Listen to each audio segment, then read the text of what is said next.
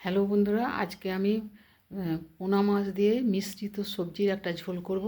তো ওটাই আপনাদের কাছে দেখাচ্ছি কিভাবে এটা ঝোলটা করব। তো আসুন দেখা যাক। এখানে আমি 2 পিস মাছ নিয়েছি, পোনা মাছ। তো এই মাছটার সাথে এখানে আলু, ফুলকপি, শিম, তোমার গাজর এই দিয়ে আমি এই মাছের ঝোল করব। তো আসুন কিভাবে করছি এটা একটু দেখাই। এখন আমি কড়াইয়ে তেল দিয়ে দিয়েছি। তো মাছটা এখন ভেজে নেব।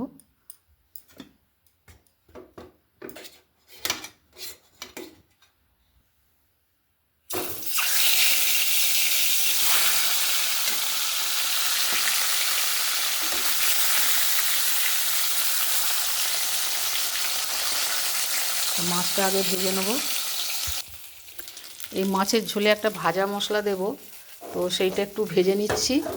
ধনে আর জিরেটা ভেজে নিয়েছি, আর একটা ছোট এলাচ আছে, আর এটা হচ্ছে রাঁধুনি বা চন্দনী।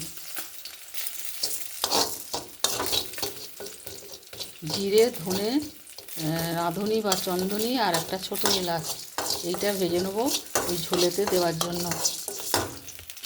মাছটা ভাজা হয়ে গেছে, মাছ দুটো তুলে নিচ্ছি। মাছগুলো যেখানে তুলে নিয়েছি, মাছ 2 পিস। আর এবারে আলুগুলো ভেজে নিচ্ছি। আলুটা আমি একটু সেদ্ধ করে নিয়েছিলাম আগে। নুন হলুদ দিয়ে আলুটা ভেজে নেব। নুন হলুদ দিয়ে আলুটা কিছুটা ভেজে নিয়েছি। এবার এখানে মৌরি আর কালো জিরে একটু পাশে ফোড়নে দিয়ে দিচ্ছি।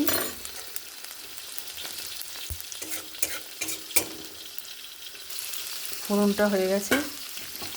এবার এর সাথে ফুলকপি, শিম, গাজর এসব দিয়ে এগুলো ভেজে নেব একসাথে।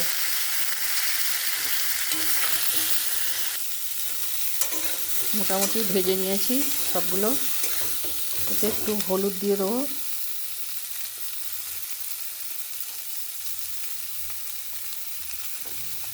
ঝাল লঙ্কার গুঁড়ো, অল্প একটু জিরের গুঁড়ো, অল্প একটু ধনের গুঁড়ো, আর এই যে কাঁচা লঙ্কা 3টে ভেঙে ভেঙে দিয়ে দিচ্ছি। একটু জল দিয়ে এবার মশলাটা এই সবজির সাথে ভালো করে কষে নেব। স্বাদ মতো লবণটাও দিয়ে দিচ্ছি। এবার কষে নেব। এর সঙ্গে 1/2 চামচ আদা গ্রেট করা, এটাও দিয়ে দিলাম একসাথে। দিয়ে এবার এটা ভালো করে একসঙ্গে সব কষে নেব। মশলাটা ভালো করে কষে নিয়েছি। এবার জল দিয়ে দেবো।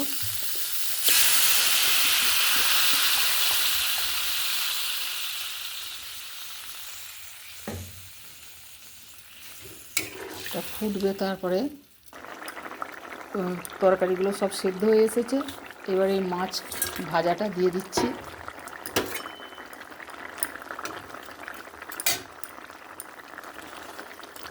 মাছ দিয়ে আরও কিছুক্ষণ ফুটে যাবে। এসব সেদ্ধ হয়ে গেছে, আর একটু সেদ্ধ হয়ে যাবে মাছের সাথে। ঝোলটা সেদ্ধ হয়ে গেছে বা মোটামুটি পুরোটাই হয়েই গেছে। এবারে আমি একটু যে ভাজা মশলাটা করেছিলাম, ওই ভাজা মশলাটাই 1 চামচ পুরো দিয়ে দিচ্ছি এতে। এইটা দিলে দারুণ সুন্দর একটা সেন্ট, টেস্ট সবই আসে। আর ওপর থেকে একটু ধনে পাতাও দিয়ে দিলাম। দারুণ লাগবে বন্ধুরা এইভাবে খেলে। তো এইভাবে অবশ্যই আপনারা একবার করে খাবেন, আর অবশ্যই আপনাদের এটা খুব ভালো লাগবে। রকম রকমভাবে পাল্টে পাল্টে খাওয়াও হবে, আর টেস্টও সত্যিই সুন্দর হবে। তো এই পর্যন্তই রাখলাম বন্ধুরা।